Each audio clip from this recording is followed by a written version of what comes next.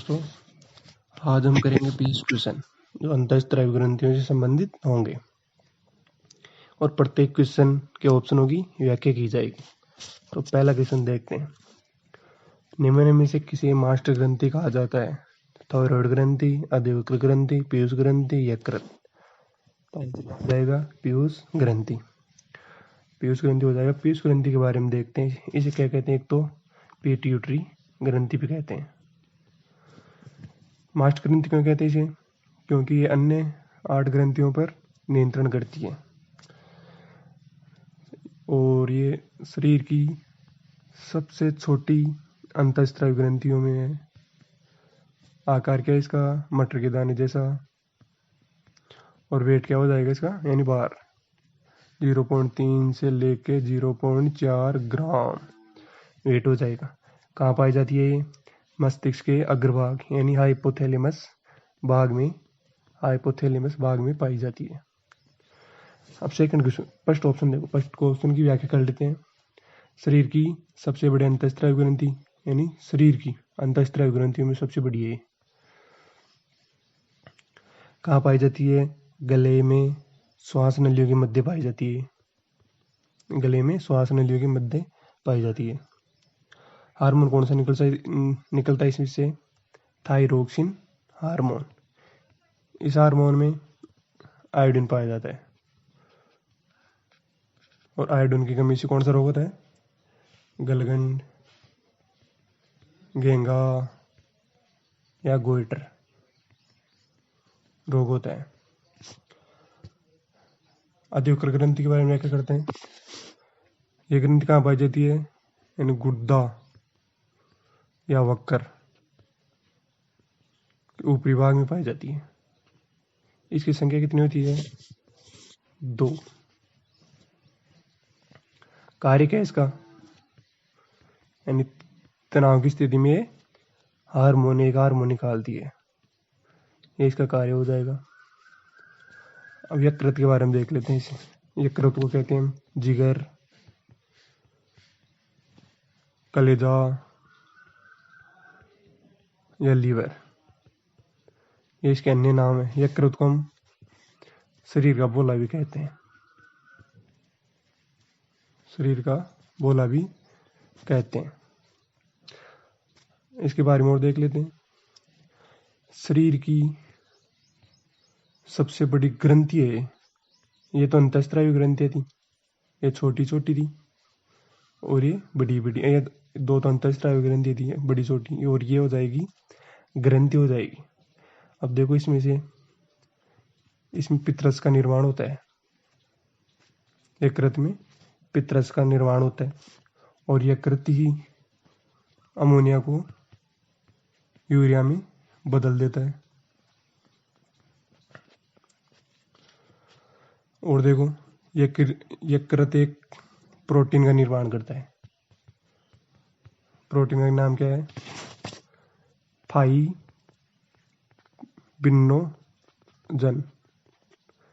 इस प्रोटीन का काम क्या है?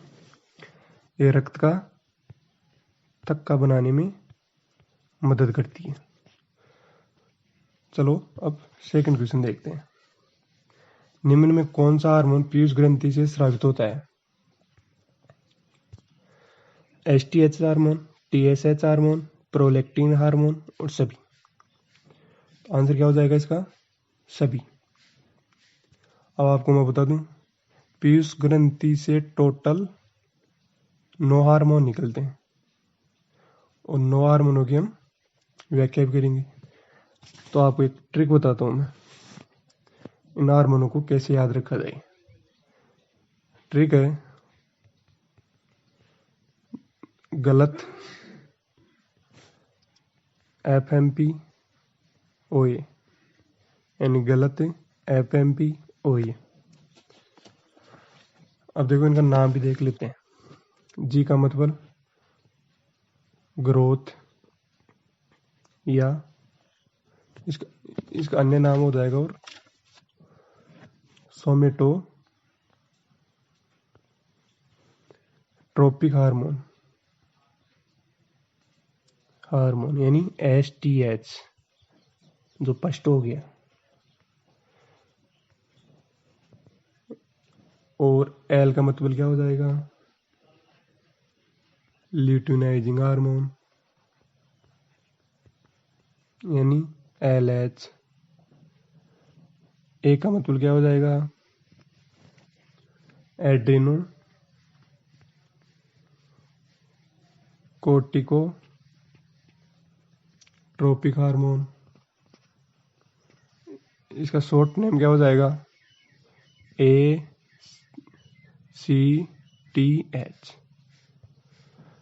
अब देखो टी का फुल नेम थायराइड स्टिमुलेटिंग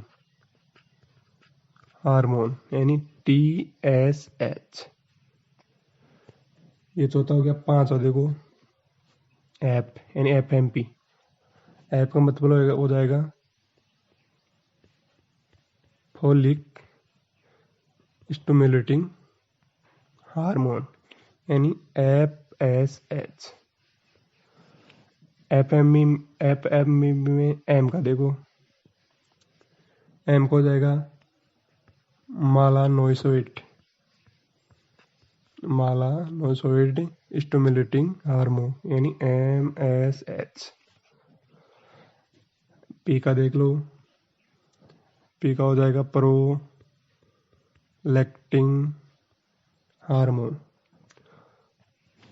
ओए में ओ का देखो, ओ का हो जाएगा ऑक्सीटोसिन ऑक्सीटोसिन के अन्य नाम हो जाएंगे दुग्ध हार्मोन, प्रसव पीड़ा हार्मोन, बर्ता हार्मोन, लव हार्मोन। ये ओ के अन्य नाम हो जाएंगे, यानी ऑक्सीटोसिन के। अब इसमें ए का देख लो,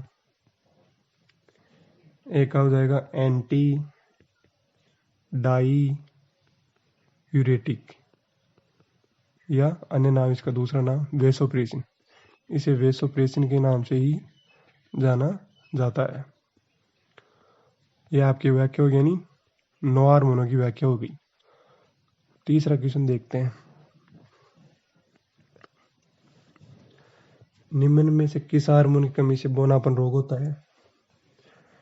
STH hormone, vasopressin, oxytocin, ACTH hormone. Answer क्या हो जाएगा? STH hormone. अभी आपको बताया था ना GLAT, गलत। इसे बोलते हैं STH हार्मोन, यानी ग्रोथ। इस हार्मोन की कमी से तो यह बौनापन रोग होता है। अरे किस में होता है? बच्चों में होता है। अगर इस हार्मोन की मात्रा अधिक हो जाए तो बीम कायता रोग हो जाता है, यानी कि हड्डियां लंबी हो जाती हैं शरीर की। इस हार्मोन में एक एक्रोमेगेली रोग है, यानी ये बुड्ढों में होता है, वयस्कों में।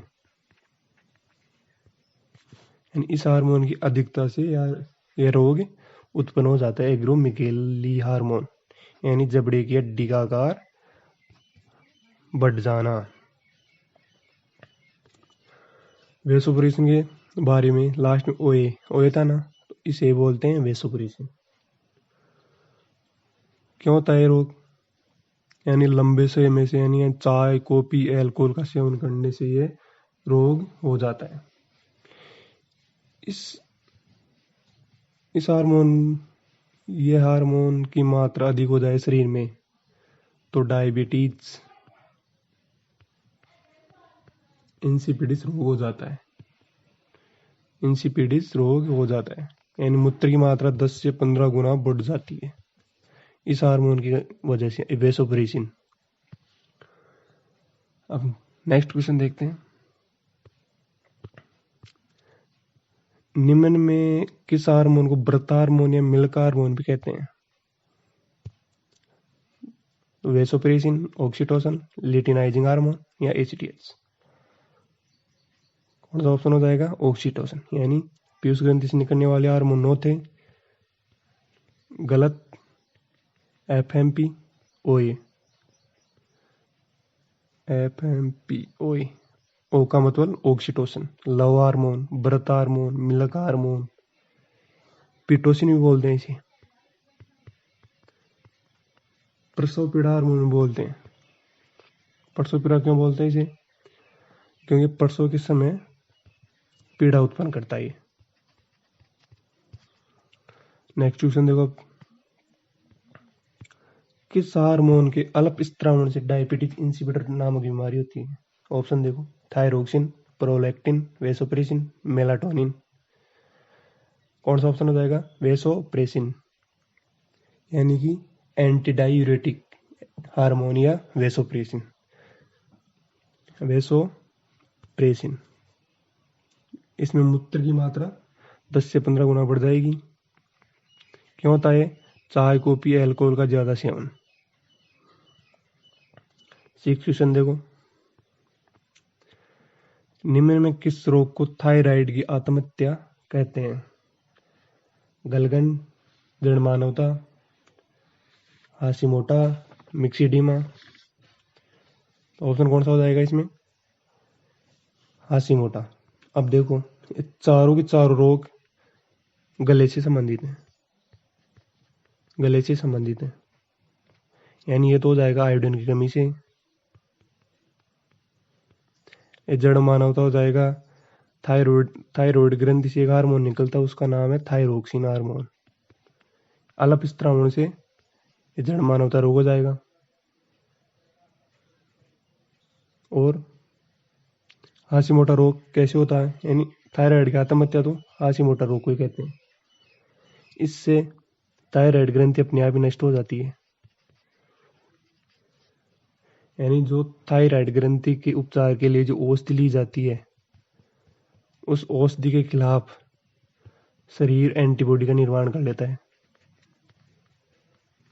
और यह ग्रंथि नष्ट हो जाती है। मिक्सिडीमा रोग देखो, यह शरीर गठन संबंधी बीमारी है, शरीर गठन संबंधी बीमारी, यानी कि थायराइड ग्रंथि की न्यून क्रिया के कारण ये रोग उत्पन्न होता है।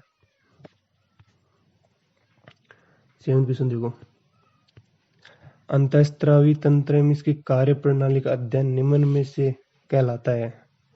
Endocrinology, organology, technology, syndesmology. तो ऑप्शन क्या हो जाएगा? एंडोक्राइनोलॉजी। इसमें तो अध्ययन ये आ गया। ऑर्गेनोलॉजी में किसका अध्ययन किया जाता है? अंगों का। टेक्नोलॉजी में यानी इसे रचना विज्ञान बोल सकते हैं हम, यानी शरीर के रचनात्मक संगठन का अध्ययन, शरीर के रचनात्मक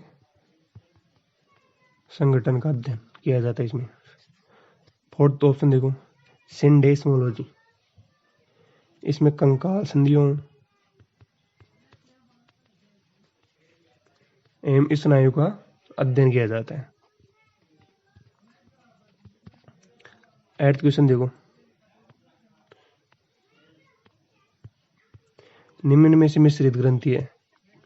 पीयूष ग्रंथि, अश्रु ग्रंथि, श्लेष्म ग्रंथि, अग्न्याशय ग्रंथि।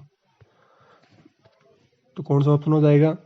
पीयूष यानी कि अग्न्याशय ग्रंथि एक मिश्रित ग्रंथि है। मिश्रित ग्रंथि किसे कहते हैं? ऐसी ग्रंथियां जो अंतःस्रावी और बहिस्रावी दोनों प्रकार की हो, उसे मिश्रित ग्रंथि कहते हैं। नेक्स्ट क्वेश्चन देखो, बहिस्रावी ग्रंथियां निम्न में से किसका स्त्रावन करती हैं? हार्मोन, अमीनोमल, एंजाइम, ए एंड बी, यानी पहला और दूसरा। तो ऑप्शन क्या हो जाएगा इसका सही? एंजाइम। ये तो बहिस्रावी ग्रंथियां स्त्रावित करती हैं और अंतःस्रावी कौन सी करती हैं? हार्मोन, तो सीधे रक्त में छोड़ती हैं हार्मोन। 9वां क्वेश्चन देख लो, मानव शरीर में सबसे बड़े अंतःस्रावी ग्रंथि कौन सी है?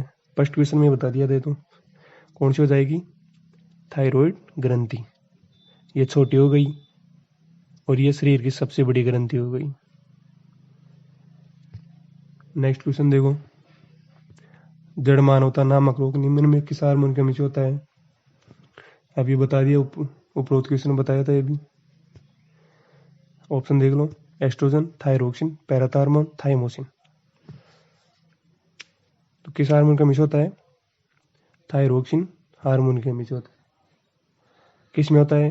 बच्चों में होता है, यानी कि बच्चों का मानसिक और शारीरिक विकास रुक जाता है और बच्चे बौने हो जाते हैं। नेक्स्ट क्वेश्चन देखो, 12th, निम्न में किस ऐसी कौन सी ग्रंथि जो बढ़ती उम्र के साथ विलुप्त होने लगती है? ऑप्शन देखो, पैराथायरॉयड ग्रंथि, अग्नाशय ग्रंथि, पीयूष ग्रंथि, थाइमस ग्रंथि। तो कौन सा हो जाएगा आंसर सही? थाइमस ग्रंथि। थाइमस ग्रंथि के बारे में देख लेते हैं। कहाँ पाई जाती है? वक्ष में, यानी हृदय के सामने पाई जाती है। देखो, शिशुओं में तो ये अत्यधिक विकसित होती है और बढ़ती उम्र के साथ विलुप्त होने लग जाती है, यानी कि वृद्धावस्था में तो ये गायब ही हो जाती है, खत्म ही हो जाती है अपने आप। नेक्स्ट क्वेश्चन देखो, सम्मिलित करना। अंत ये तो इधर तो अंतःस्रावी ग्रंथि है और इधर स्रावित हार्मोन है। देखो, पीनेल ग्रंथि के सामने वेसोप्रेसिन, वर्सन के सामने तो मेलाटोनिन, अंडाशय के सामने टेस्टोस्टेरोन और पीयूष ग्रंथि के सामने प्रोजेस्टेरोन। इनका मिलान करना है सही से। देखो, कौन सा पीनेल ग्रंथि से कौन सा हार्मोन निकलता है और वर्सन से कौन सा, अंडाशय से कौन सा और पीयूष से कौन सा? तो पीनेल ग्रंथि से मेलाटोनिन हार्मोन निकल जाएगा, एंड ए में तो हो जाएगा सेकेंड, और बी में वर्सन से कौन सा निकलता है? टेस्टोस्टेरोन, यानी इसमें थर्ड हो जाएगा, और सी में अंडाशय से कौन सा निकलता है? प्रोजेस्टेरोन, यानी फोर्थ, और एक इससे एस्ट्रोजन और निकलता है। अंडाशय से प्रोजेस्टेरोन और एस्ट्रोजन, और पीयूष ग्रंथि से फर्स्ट हो जाएगा। नेक्स्ट क्वेश्चन देखो, निम्न में कौन सी ग्रंथि महिलाओं के मासिक चक्कर, शरीर के सोने जागने का चक्कर व तापमान का निर्धारण करती है? प्रश्न सही से देख लेना। थायराइड ग्रंथि, पीनियल ग्रंथि, अग्नाशय ग्रंथि, एड्रिनल ग्रंथि। तो सही ऑप्शन कौन सा हो जाएगा इसमें? सही आंसर पीनियल ग्रंथि। देखो, पीनियल ग्रंथि का अन्य नाम देख लो, इसे एक तो तीसरी आंख भी कहते हैं, जैविक घड़ी भी कहते हैं इसे, और मस्तिष्क की रेती भी सही कहते हैं। अब देखो, जैविक घड़ी क्यों कहते हैं इसे? क्योंकि प्रकाश पर आधारित होती है, तो इसलिए इसे जैविक घड़ी भी कहते हैं। नेक्स्ट क्वेश्चन देखो, निम्न में कौन सा हार्मोन शुक्राणु निर्माण को प्रेरित करता है? Testosterone, progesterone, estrogen, relaxing hormone. यानी शुक्राणु निर्माण को प्रेरित करता है testosterone, progesterone, estrogen, relaxing hormone. तो सही आंसर कौन सा हो जाएगा? टेस्टोस्टेरोन। यानी शुक्राणु निर्माण को तो करेंगे ये, अंडाणु करेंगे ये, और रिलैक्सिंग हार्मोन क्या होता है? ये प्रसव को आसान बनाता है, रिलैक्सिंग हार्मोन। टेस्टोस्टेरोन के लक्षण देखो, इस हार्मोन की वजह से ही तो पुरुषों में दाढ़ी मूछ का आना, चौड़े कंधे, भारी बात, इस हार्मोन की वजह से होते हैं। नेक्स्ट क्वेश्चन देखो, इंसुलिन की खोज किसने की, किस वैज्ञानिक ने की? अलेक्जेंडर फ्लेमिंग, वाटसन एम क्रिक, लैंगरेंस ने, बेटिंग एम वेस्ट ने। तो आंसर क्या हो जाएगा इसका? बेटिंग एम वेस्ट ने। कब की थी इसकी? 1921 में इंसुलिन की खोज की थी। नेक्स्ट क्वेश्चन देखो, किस हार्मोन को इमरजेंसी हार्मोन भी कहते हैं? नोर एड्रीनलिन, एड्रीनलिन, मिनरलोकोर्टिकोइड, टेस्टोस्टेरोन। तो आंसर क्या हो जाएगा इसका? एड्रीनलिन। इमरजेंसी हार्मोन किसे कहते हैं? एड्रीनलिन हार्मोन कहते हैं। इमरजेंसी हार्मोन क्यों कहते हैं? क्योंकि आपातकालीन अवस्था में स्रावित करता है इस हार्मोन को। जैसे आपातकालीन क्या हो जाएंगी? क्रोध, भय, डर, ये इसके आपातकालीन अवस्था हो जाएगी। इसके अन्य नाम देख लो, अन्य नाम भी अच्छे हैं। इसे करो या मरो हार्मोन कहते हैं। एड्रेनलिन को ही लड़ो एम उडो हार्मोन कहते हैं, यानी इसका इंग्लिश नेम क्या हो जाएगा? Fight and flight. Adrenaline hormone के नाम है। नेक्स्ट क्वेश्चन देखो, मेनोपॉज अवस्था में किस हार्मोन कमी हो जाती है? Estrogen, testosterone, adrenaline, progesterone. कौन सा आंसर हो जाएगा सही? एस्ट्रोजन।